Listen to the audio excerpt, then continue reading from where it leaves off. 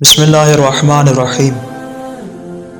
हुक्म यह है कि जो शख्स मस्जिद से अगर किसी चीज़ को उठाकर कहीं पर लेकर जाता है तो उसके लिए ज़रूरी है कि उस चीज़ को वापस उसी मस्जिद में लाकर रखे, या उसके अलावा अगर कोई और मस्जिद उसके करीब है तो उस मस्जिद में उस चीज़ को रख दे।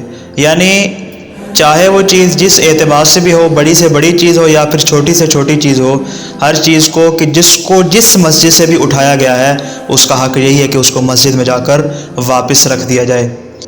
इसी ज़मन में इमाम जाफ़र सादिक़ अलैहिस्सलाम ने अपने बाबा इमाम बाक़िर अलैहिस्सलाम से रिवायत नकल करते हुए इरशाद फरमाया, जब भी तुम में से कोई शख्स मस्जिद से कोई चीज़ उठा कर ले जाए तो उसके लिए ज़रूरी है कि उसको उसी मस्जिद में वापस रख दो, या उसके अलावा उसको किसी और मस्जिद में वापस रख दो।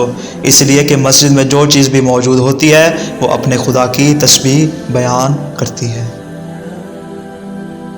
इसलिए कि मस्जिद में जो चीज़ भी मौजूद होती है वो अपने खुदा की तस्बीह बयान करती है।